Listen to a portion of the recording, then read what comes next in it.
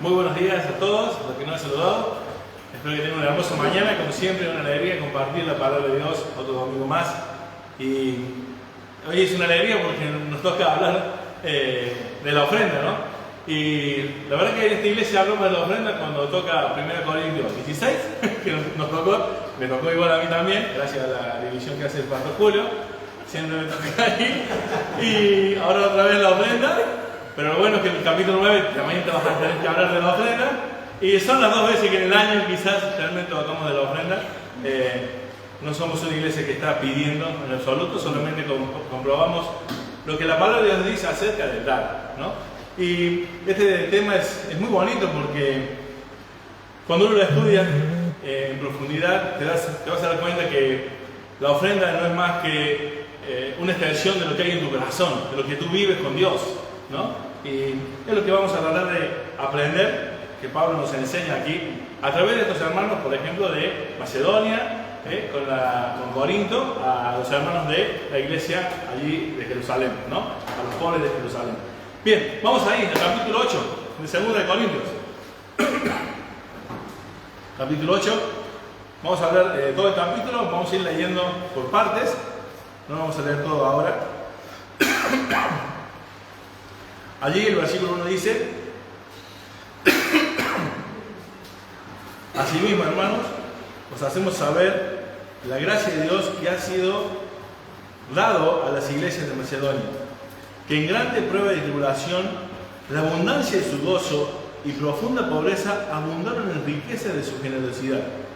Pues doy testimonio de que aún con agrado han dado conforme a sus fuerzas y aún más allá de sus fuerzas, pidiéndonos con muchos ruegos que les concediésemos el privilegio de participar en este servicio para los santos. Si te das cuenta, en el Nuevo Testamento la palabra diezmo no figura como tal, como la palabra, o sea, es una sola vez nombrada en los evangelios. Diferencia del Antiguo Testamento, que está nombrada 36 veces, que si tú te pones a ver, tampoco 36 veces nombrada en el Antiguo Testamento, es que Dios haga énfasis en el diezmo. Pero sí tenemos que tener claro que en el Antiguo Testamento el diezmo era una obligación para el pueblo de Israel. Pero en el Nuevo Testamento vas a ver que es algo ajeno al nuevo pacto. El diezmo es una obediencia del antiguo pacto. En el nuevo pacto no hay mención de la obligación del diezmo. Sí, por supuesto, y muy extensamente, el hecho de dar, ¿no? El servicio a los demás. Así que eso primeramente tenemos muy claro. Y estos dos capítulos, 8 y 9, son específicos, ¿no? En cuanto a lo que Pablo va a explicar de lo que es la ofrenda. Y el capítulo de 16 de 1 Corintios, que ahí, por ejemplo, los primeros versículos nos explican la manera, una forma de cómo hacer la ofrenda. Pero el 8 y el 9, el 2 Corintios aquí nos va a dar la motivación, ¿no? El sentido real del propósito de la ofrenda. Así que es muy importante este tema, querido hermano. Y vamos a leer allí lo que acabamos de leer. Tenemos que darnos cuenta que este pasaje primero habla de creyentes, ¿no? No está hablando a otras cosas que a nosotros, los creyentes. O sea que no podemos decir, bueno, esto es un mensaje para Israel, esto es para los gentiles, estos son para los inconversos. No, este es un mensaje para nosotros.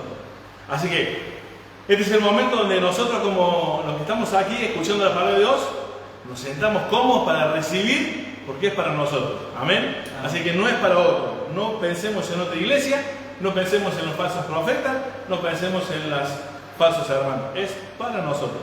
Amén. Los hermanos, dice aquí, pedían el privilegio de participar.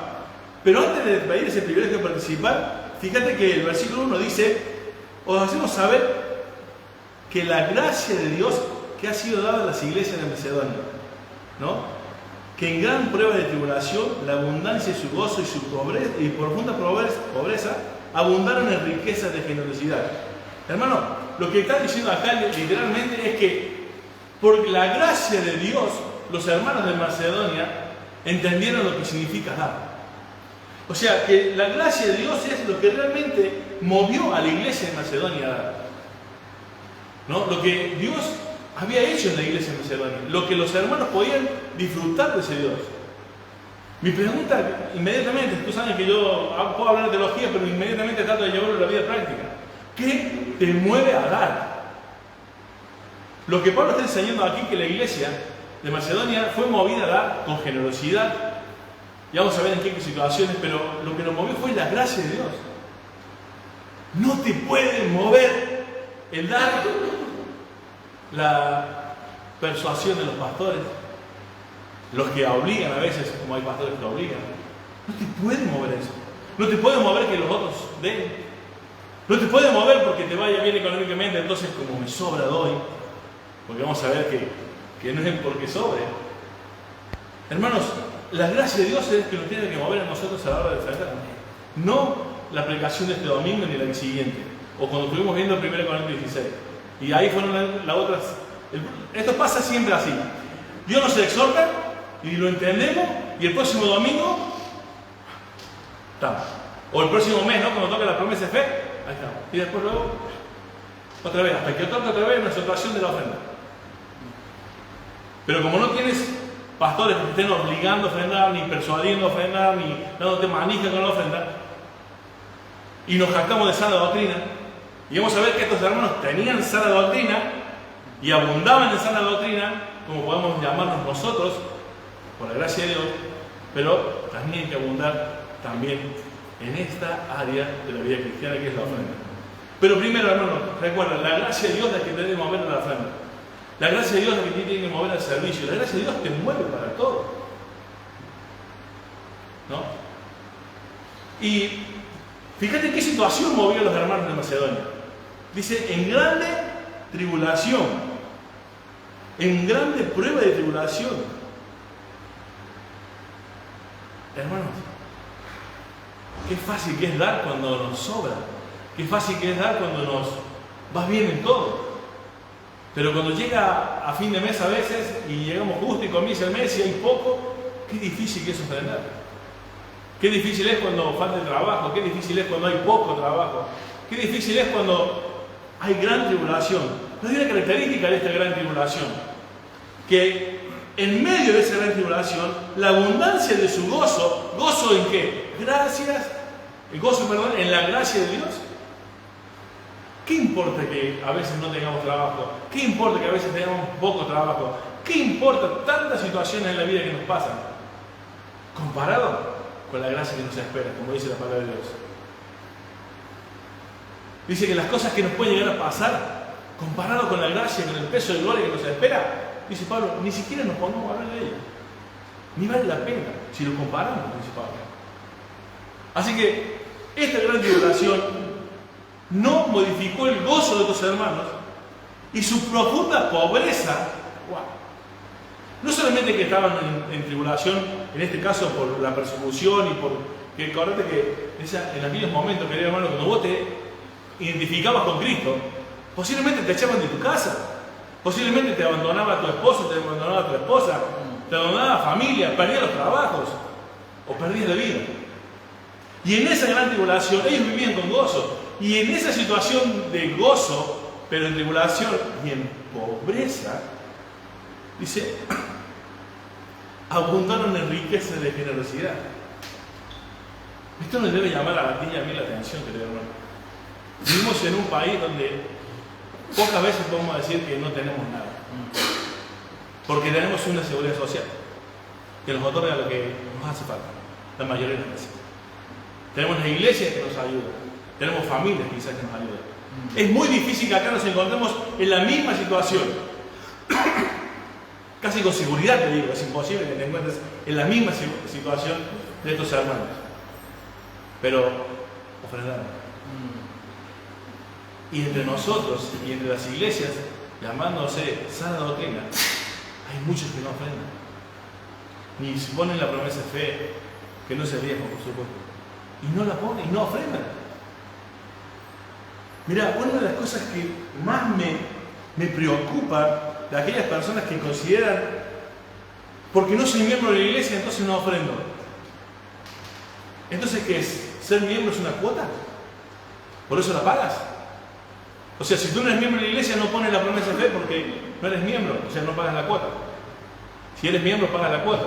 Si no, no estás obligado a pagarlo. ¿Cómo ves la ofrenda? La ofrenda no es para los pastores. La ofrenda es para la extensión del reino de Dios. Ya vamos a ver para qué es la ofrenda. Pero acá hay dos pilares profundos de para qué es la ofrenda.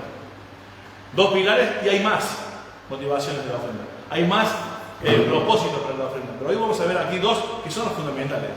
Y ahí más se derivan todos los demás. Entonces, hermanos, esta parte de estos 4 versículos nos enseñan algo muy importante.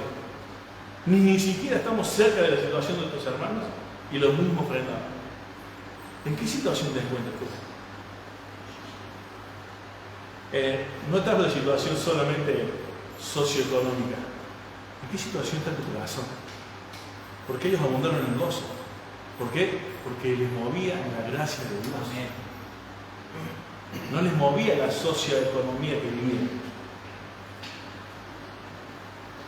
Mira, aquí, investigando, ustedes saben que a mí me encanta un poco el griego, y estudiando las palabras principales del versículo 4, dice, pidiéndole con muchos ruegos que les concediésemos el privilegio de participar en este servicio para los santos.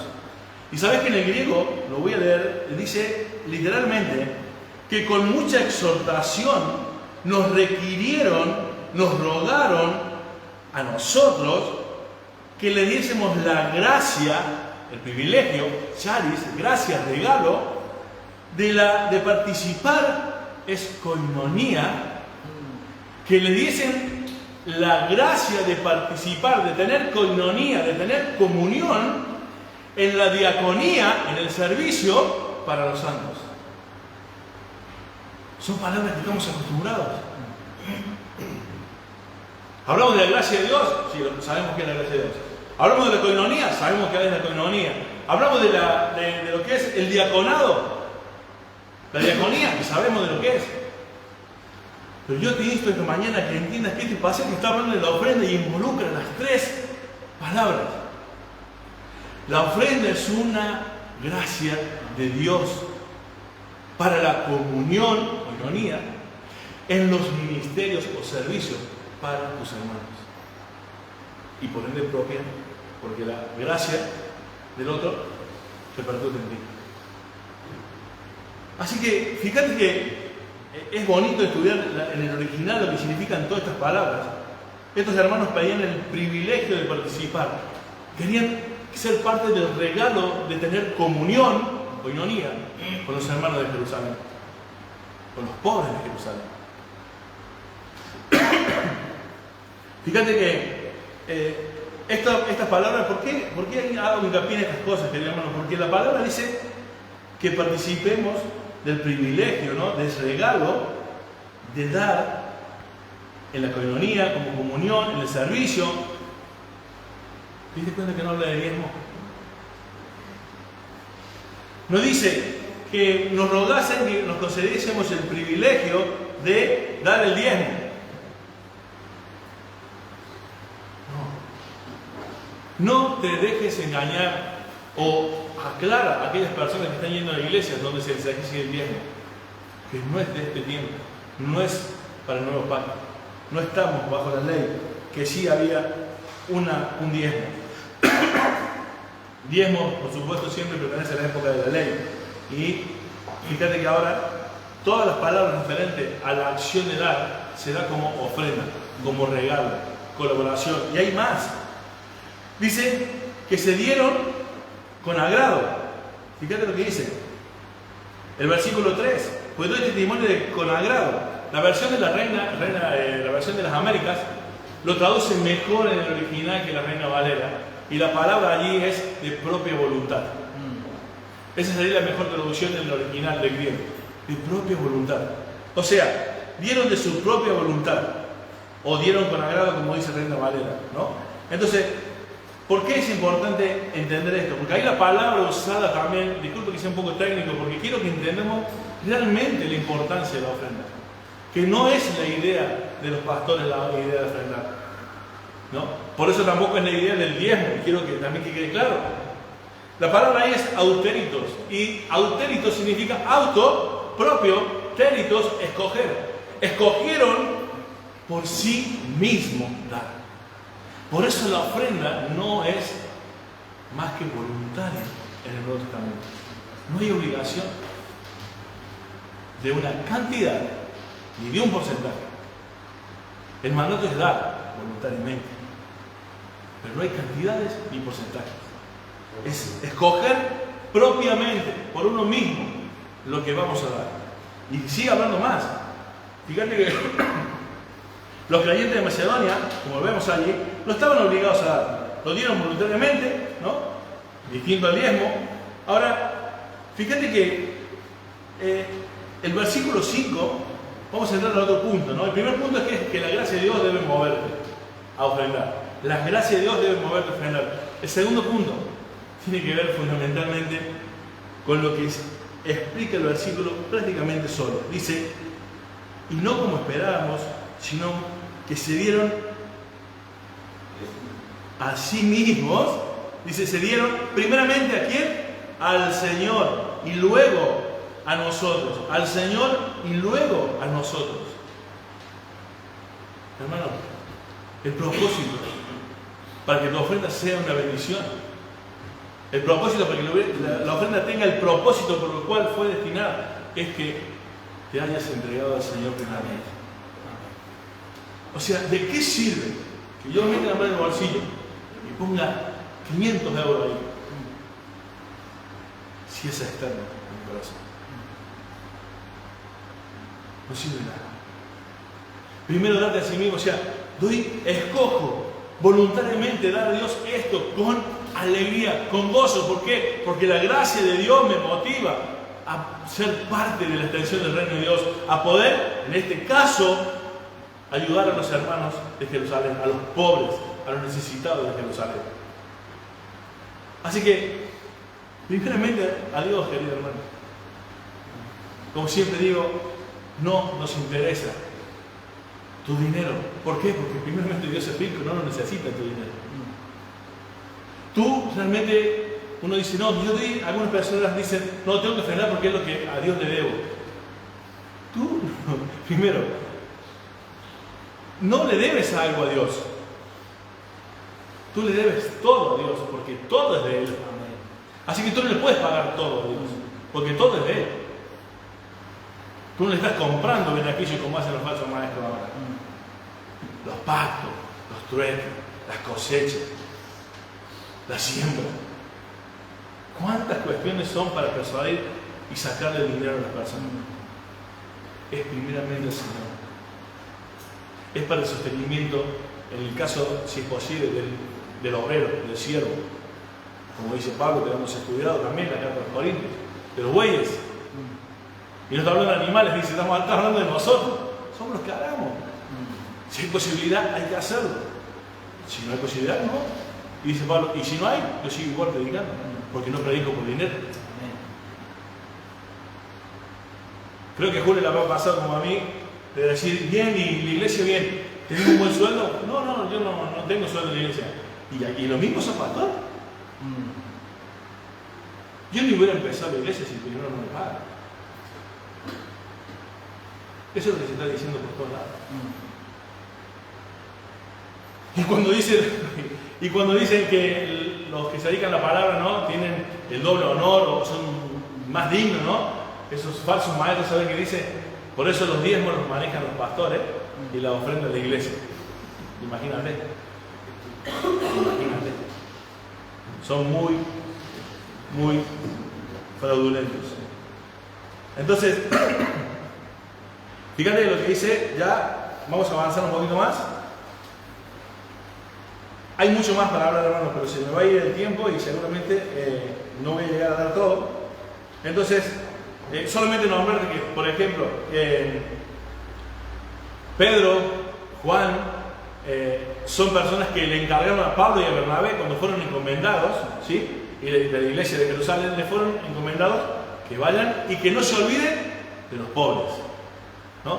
Cosa que Pablo, por supuesto, como vemos, hacía, ¿no? O sea, esto fue una recomendación, no solamente de Pablo, quiero decirle, que es una recomendación de los apóstoles. Los apóstoles, en el comienzo de la iglesia, tenían en claro que debían ocuparse de las necesidades de la iglesia, de los pobres de la iglesia. Vamos a ver cómo lo hacían. Pero recordemos esto. Primeramente se entiende que entregar al Señor, si no, no tiene mucho sentido, querido hermano. No tiene mucho sentido. Realmente vemos que muchas personas, como decíamos, ¿no? Están usando estos textos o otros. A mí me gustan porque yo acá a Pablo no lo veo nombrando Malaquía, ¿no?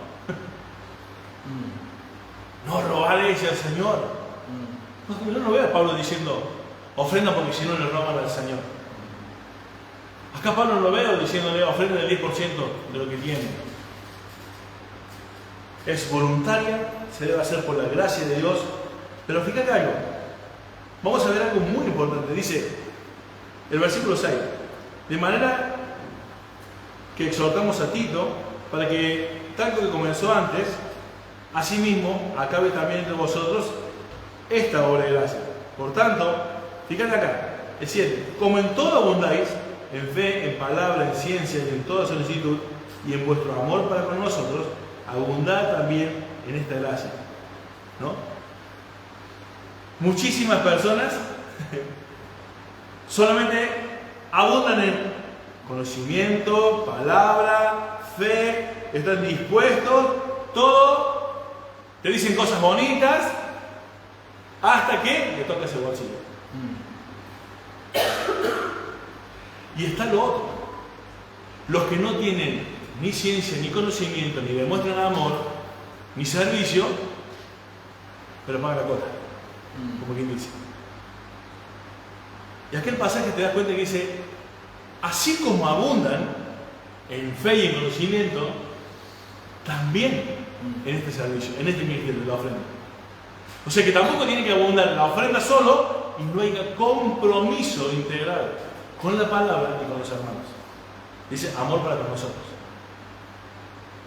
Por eso la iglesia tiene como requisito para ser miembro una vida integral en la iglesia.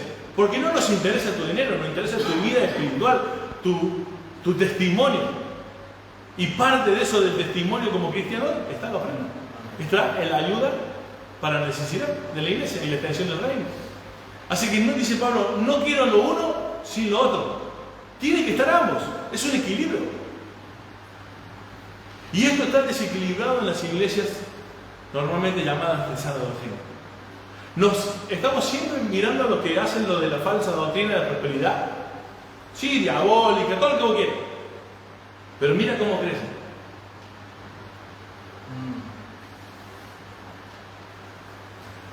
Ponen mal, o sea, todo está basado en su estómago. ¿Por qué? Porque están esos falsos maestros que le dicen, ¿quieres carro, quieres auto, quieres esto, quieres lo otro? Y esa gente va detrás de ¿quién? ¿De Dios? No, de la casa, del auto y de esas cosas. Así que son los pastores fraudulentos y esos hermanos también son fraudulentos porque van tras los beneficios. Como dijo Jesús, ustedes vienen por los panes y los peces y no por mí. Así que, pero siempre estamos mirando allá. Y nosotros, de la sana doctrina, estamos aquí y no se puede sostener ni a un pastor. Como yo les dije, si nosotros seguramente juntáramos y obligáramos al diezmo, que no lo hacemos por integridad. Hermano, nuestra iglesia no se pide el diezmo, porque primeramente que no es bíblico, y así todos podríamos torcer las escrituras como las torcen algunos, para que parezca bíblico, pero como realmente queremos ser gente que está delante de Dios y habla de parte de Dios, por integridad no lo hacemos. Pero si lo hiciéramos, torciendo las escrituras, dentro de esta iglesia, con el dinero que se maneja en esta iglesia en nuestros sueldos, alcanzaría para sostener a alguno de nosotros dos. Con seguridad lo digo. ¿Pero por qué no ocurre? Porque muchas personas, muchos de nosotros, no nos damos primeramente a Dios. Damos lo que nos sobra. Primeramente, a veces vemos en la ofrenda, y no estoy criticando si lo haces de corazón, pero esto es ofrenda, no es limosnas. La Biblia no está hablando de limosnas en el Nuevo Testamento, está hablando de ofrendas. Y si hay un versículo que habla de limosnas, en el original habla de que Pablo llevaba para hacer limosnas y otras ofrendas, dice. Ahí la palabra no está hablando de lo que, a ver, un céntimo lo pongo. No, Pablo está diciendo para hacer una obra de donativos. La palabra ahí es donativos, no hablando de algo que me sobra. Así que no está llamado el Nuevo Testamento a dar limosnas, está llamado a dar ofrendas. Cuando habla de limosna, habla de donativos. ¿Sí? Así que eso es muy importante tener en claro. Que estos hermanos podemos abundar en muchas doctrinas, pero tenemos que abundar en lo otro. Sí, no lo hagamos con la motivación de aquellos que siempre estamos mirando a otros. Lo hagamos con la motivación correcta, que es que la extensión, que el reino sea realmente extendido por medio de los recursos. Vivimos en un mundo donde se mueve por recursos, y el dinero es un recurso para mover el evangelio a un montón de lugares. ¿Cómo llevamos el evangelio a otra parte de España? Hay que moverse con recursos. ¿Cómo traemos recursos? ¿No? ¿Cómo traemos personas aquí para que podamos ser bendecidos y edificados? Necesitamos recursos. Así que, querido hermano, Dios nos ordena que hagamos ofrendas. Pero no habla de porcentajes ni de cantidades, pero sí habla de ese realmente requerimiento de participar, de tener comunión en el servicio a los necesitados. Vamos a seguir avanzando un poquito más. El versículo 8. No hablo como quien manda, sino para poner a prueba por medio de la diligencia de otros, también la sinceridad del amor vuestro. Y literalmente lo que está diciendo Pablo acá es que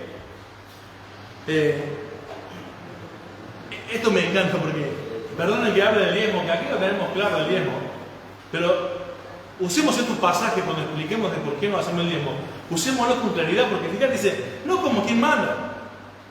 Y tenemos a los falsos profetas, ¿no?, diciendo, si tú no diezmas, no entras al cielo, porque el diezmo es un 30% para entrar al cielo.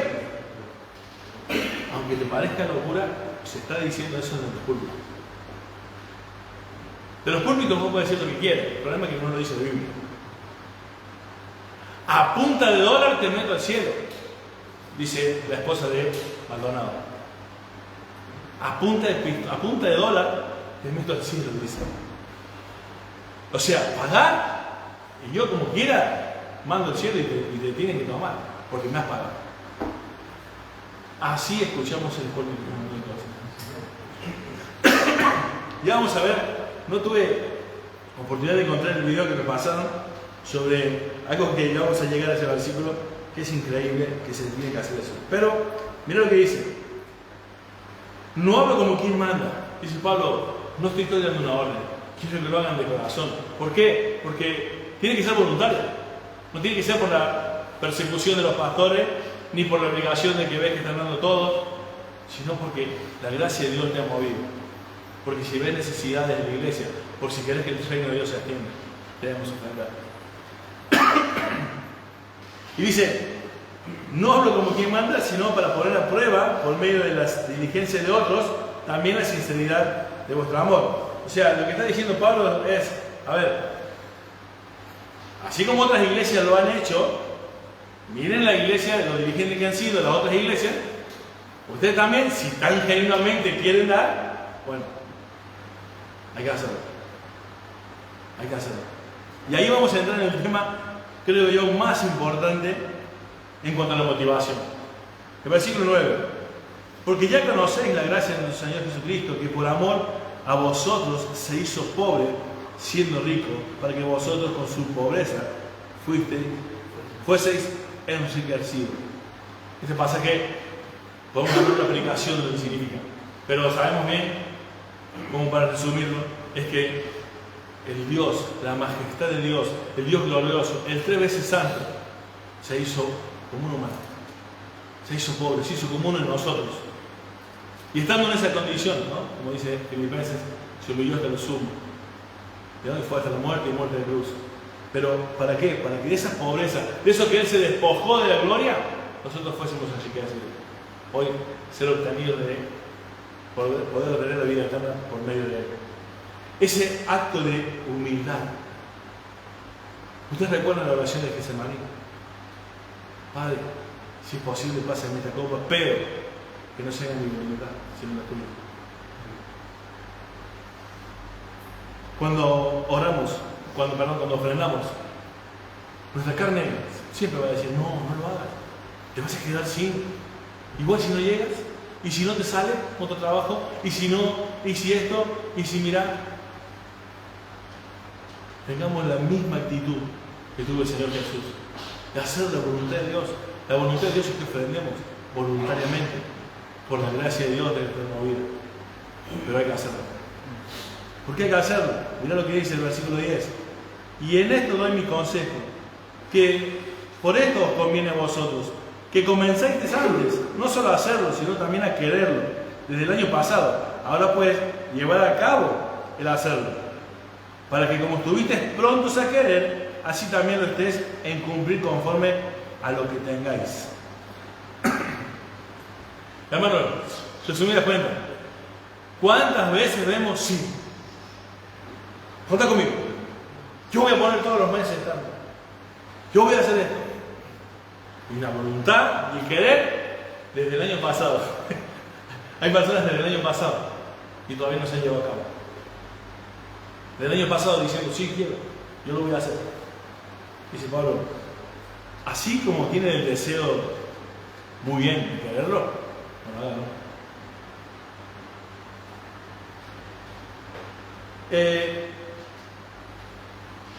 ¿Qué pasa si yo digo, yo quiero hacerlo y no lo hago?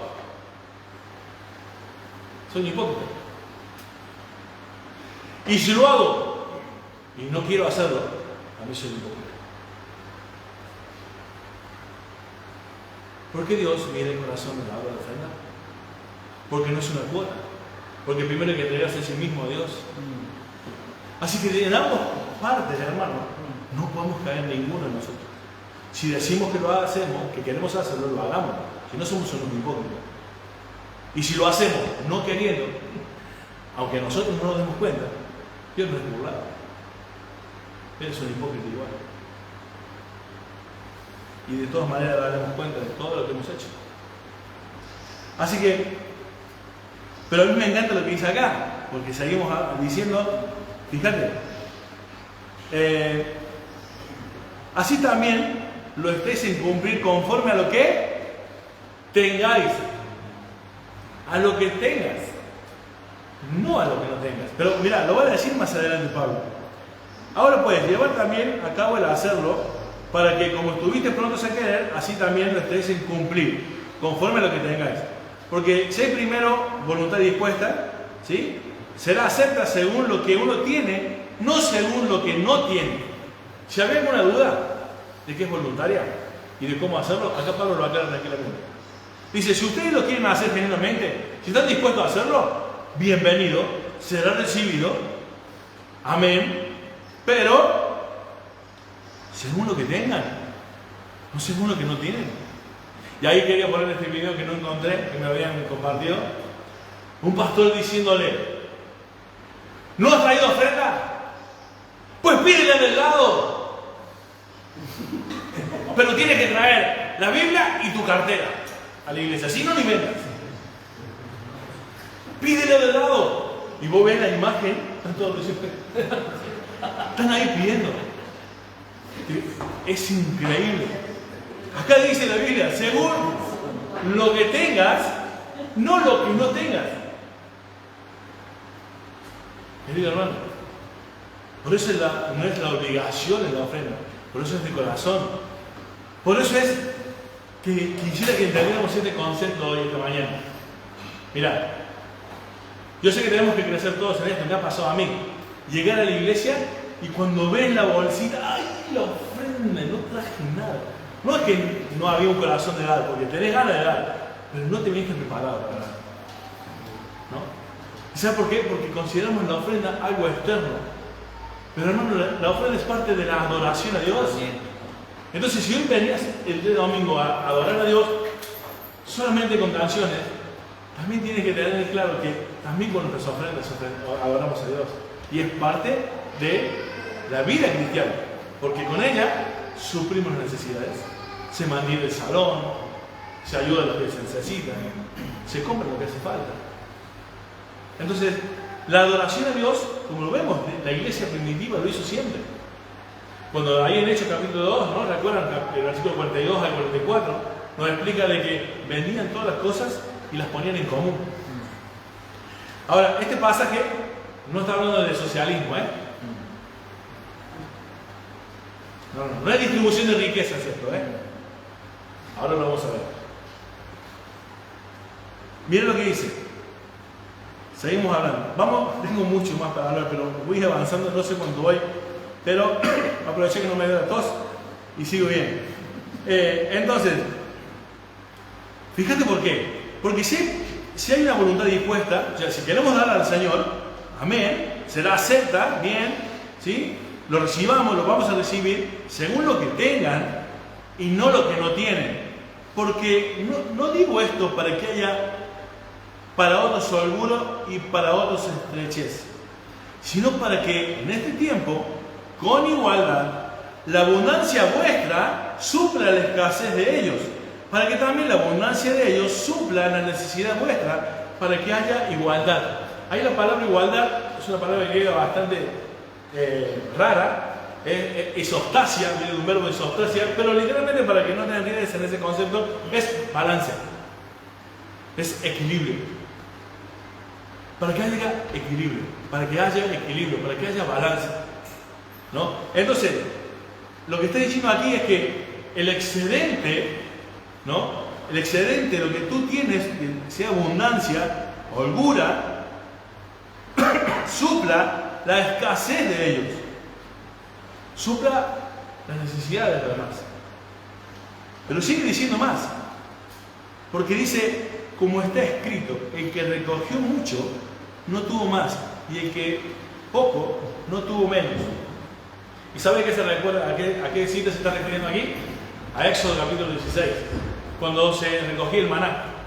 Había personas que tenían posibilidad de recoger mucho más maná que otras personas, pero estas personas eran llamadas a que si recogían más abundantemente, compartían, no se lo quedaban, no había holgura en ellos, sino que le daban al que tenía poco, al que había podido recoger poco, y ninguno le faltaba.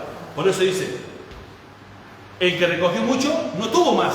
¿Por qué no tuvo más? Porque dio al que tenía poco, y el que tenía poco no tuvo menos de lo que le hacía falta. Por eso no te habla de que no hay distribución de riquezas aquí, socialismo. No. Está hablando de que lo que tú tienes ayuda al otro.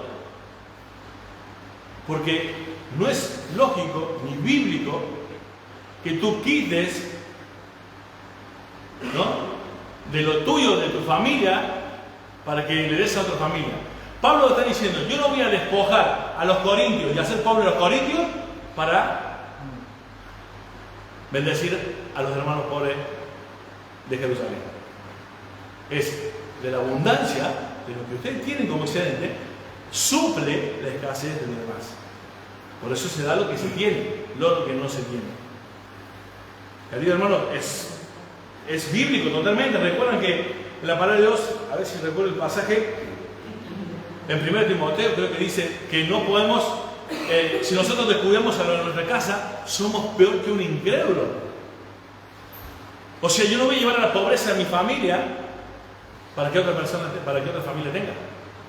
Eso es peor que un incrédulo, dice. Primeramente, si nuestra familia tiene lo necesario y hay un excedente, lo comparto con los demás. Aquí no está hablando de guardar y ahorrar, ¿eh? Si hay un excedente, lo compartimos.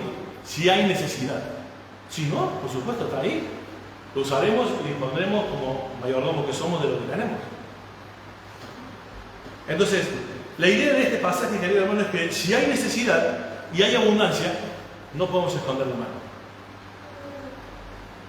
Aquí no está hablando de ahorros. Aquí está hablando de suplir necesidades. Pero de lo que tenemos, no de lo que no tenemos. No me puedo endeudar para ayudar, porque estoy empobreciendo a mi familia. Tenemos que tener cuidado con esos conceptos. Por eso es tan nocivo la enseñanza de la prosperidad y del diezmo. Porque el diezmo de una persona que gana $5.000, €5.000, no es la misma del que gana 800. Y si yo le saco el 10%, estoy dejando en estrechez a esa familia que le estoy exigiendo el diezmo, que gana 800. ¿Qué problema hay que le saque el que gana 5.000 el diezmo? No dice Pablo.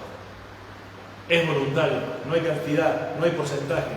Es que haya un balance en que mi excedente supla la necesidad del que tiene escasez. Para que ese que tiene escasez tenga, y quizás en algún momento él supla mi estrechez, y él tenga abundancia, y él tenga. Hermanos, la ofrenda tiene que ver con, como te decía, esta entrega de corazón, esta entrega voluntaria, una entrega generosa de nuestra parte, no esa mezquindad. No habla, si te das cuenta de este pasaje, aunque habla de balance, jamás habla de mezquindad, no habla de mediocridad, no habla de limosnas, como tampoco de hacerse ver lo que se da. Es entre tú y el Señor. Yo creo que te he contado una vez que estuve en una iglesia de prosperidad y estaban dando como si fuera una oferta de la fe, ¿no? Estaban vendiendo la fe. ¿Y quién le da al Señor 1.000 euros? Y levantar la mano y pasar, ¿no? Y vuelve gente y dice, 1.000 euros, este va a recibir mejor unción, más beneficio. Ojalá. Y después pasaron los de 500. Y después los de 100. Después los de 50. ¿No? Y vos imaginate, cuando lo mirás de que pasó 1.000 y vos pasaste el 5, vos decís que no me mire, que no se den cuenta que soy yo, el que pasa de 5. Y nunca falta un Ariel, como soy, que me conocen, que le dijo, la Biblia nos enseña que tu mano derecha no sepa lo que ofrenda, tu izquierda, perdón, que tu mano izquierda no sepa lo que tu derecha hace a la hora de ofrendar. Hubo un silencio sepulcral. ¿Sabe qué me contestó? A mí nada. A la iglesia le preguntó, ¿yo los obligo a ofrendar? ¿Y qué dijeron todos?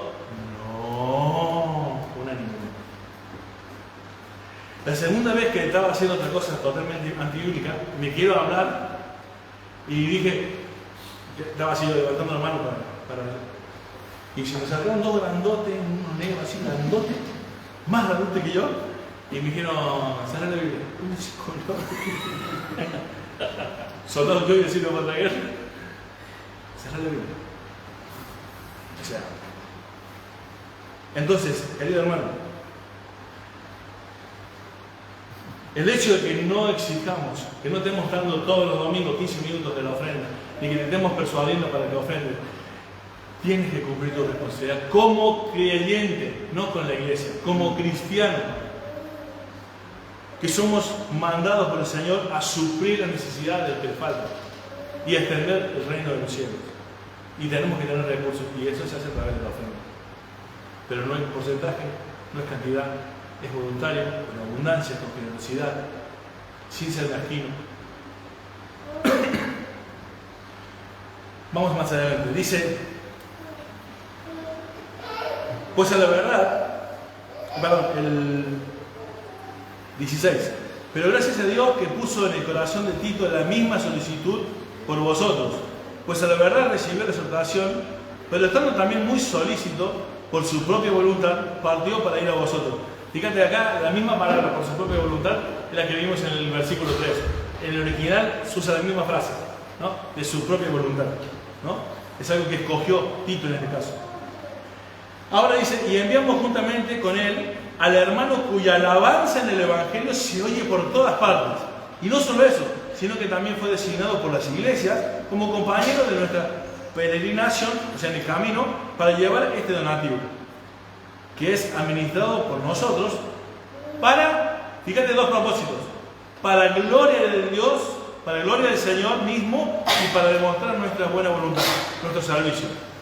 Hermano, la ofrenda era para dar gloria a Dios y para ver que nosotros sí servimos a los demás, que estamos sirviendo a los demás. Pero fíjate que aparece un personaje aquí, que nosotros en la iglesia le tenemos dado un nombre. ¿Cómo se llama? ¿Quién es el que aparece aquí? Un tesorero. Y fíjate, ¿quién es el tesorero aquí? ¿Cualquiera? ¿Cualquiera acompaña las finanzas de la iglesia? ¿Cualquiera es el que la vigila? No, mirá lo que dice de esta persona. Y no solo esto, o sea, no solo Tito fue, sino también fue designado por las iglesias como compañero de nuestra peregrinación para llevar este donativo. ¿Quién? El versículo 18 dice: y enviamos juntamente con él al hermano cuya alabanza del evangelio se oye por todas las iglesias. No dice quién es el nombre, pero dice que lo conocen todos. Y lo conocen por el servicio del evangelio. Lo conocen por la integridad en estas cuestiones. Y la iglesia lo designa para que acompañe la peregrinación, el camino hacia la ofrenda. A la hora de escoger los tesoreros, por supuesto, hermanos, tenemos que tengan personas que lleven de manera transparente lo más posible, con recuentos trimestrales, semestrales, como la iglesia organice. Pero tienen que tener un recuento, pero exhaustivo y perfecto de las finanzas de la iglesia. A esa persona se le da ese cargo de acompañar la ofrenda, de llevar adelante la donación, ¿no? Y por la gracia de Dios tenemos una persona que no falta un céntimo en las cuentas, ni un céntimo. Que cualquiera podría decir: ¿qué te faltan 5 céntimos en 4 años? ¿Qué pasan 5 céntimos? No falta un céntimo, porque se debe hacer de esa manera. Y la persona dice debe ser reconocida por la iglesia. Pronto estaremos viendo algunas cuestiones del ministerio, pero te das cuenta que a Dios no se le sirve como uno quiera. Hay forma de servir a Dios. Se hace de cierta manera. Y no cualquiera sirve a Dios de cualquier manera. Hay un requisito, hay un precio que pagar. Y la ofrenda, querido hermano, la ofrenda que cumple el propósito por el cual fue designado por Dios, es aquella que primero te das a ti mismo. A Él. Y lo haces por la gracia que has recibido. Y lo haces para la gloria de Dios. Y lo haces por el servicio de los demás. No puedes decir que amas a Dios y no servir a tu prójimo. Es incoherente, no existe. Como no existe cristiano que tiene un pie en la iglesia y un pie en el mundo. Busca un texto que hable de eso. O sea, no existe ese cristiano. No existe el casi cristiano. O eres hijo de Dios o eres hijo del diablo, dice la Biblia. O eres oveja o eres cabra. No hay otra descripción.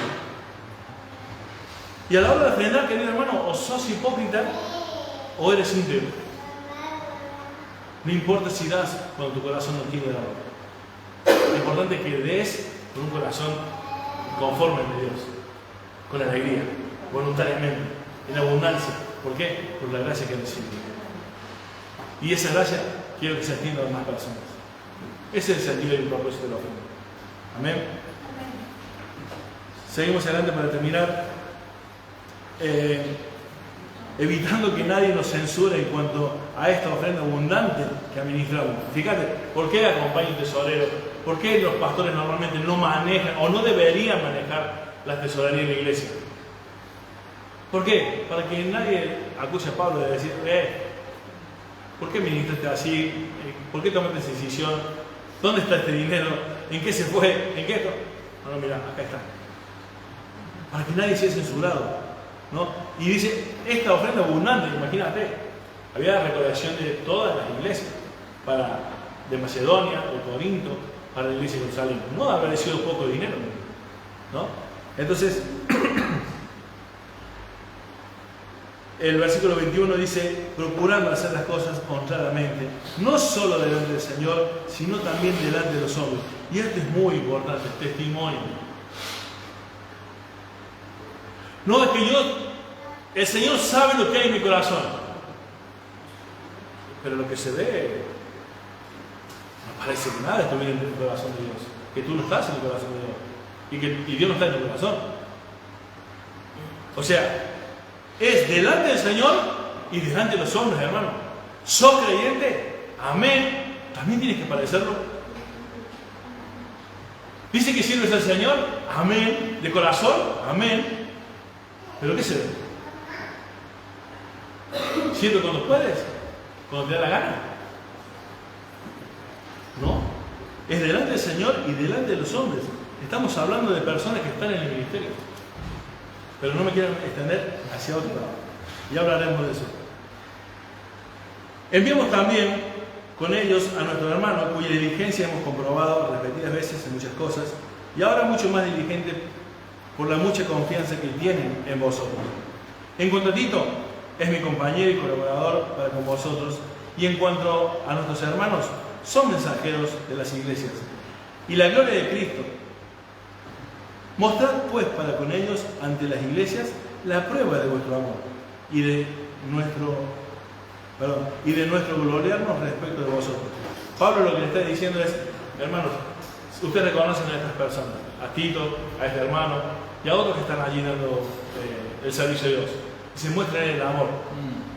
Y, o sea, ustedes, al mostrar ese amor, realmente nosotros, al decir que nos orgullecemos en ustedes, porque él dice que se enorgullece de ellos, ¿no? Le da alegría, ellos son su gloria.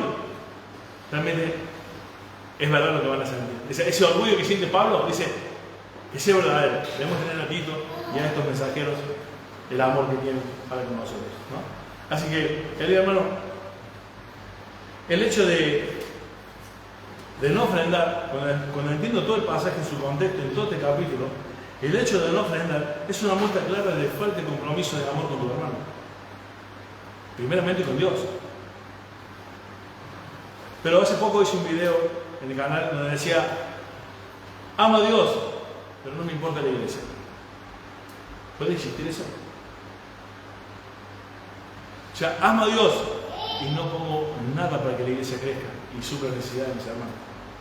Es incoherente. Y el problema está, querido hermano, lo voy a empezar a repetir mucho desde el púlpito, para que se nos quede. Las personas rebeldes, las personas que la Biblia les tiene que decir por nombre y apellido tal cosa para hacerla, y si no la dice, viven como quieren. Esas personas son iguales a las personas que Jesús le llamó, ustedes son intérpretes de la ley. En Juan 5, 37, si no me recuerdo, el 39, Jesús les dice a esos intérpretes de la ley, dice, ustedes creen que las escrituras hablan de mí, y es cierto, hablan de mí, y por eso no se acercan a mí, porque en mí van a encontrar vida eterna, la salvación. Eso le decía a los intérpretes de la ley. ¿Saben por qué? Porque el rebelde, el que necesita que decir, ay, fumar está mal, pero la Biblia no lo dice. La cocaína está mal, la discoteca, esto, el otro. Si no lo dice la Biblia, entonces eso es un intérprete de la ley. ¿Y sabes que no hay ningún pasaje en la Biblia que diga que tenemos que interpretar la ley? Ni interpretar las escrituras. ¿Sabes qué dice la Biblia? Escudriñar las escrituras. No interpretar. Porque primero las tienes que escudriñar para interpretar las escrituras.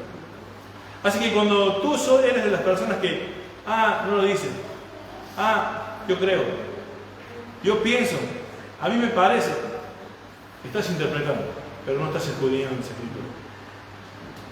Así que yo te ruego que escudriñes las escrituras para llegar a las mismas conclusiones de Cristo, no la del pastor. Vosotros tenéis la mente de Cristo,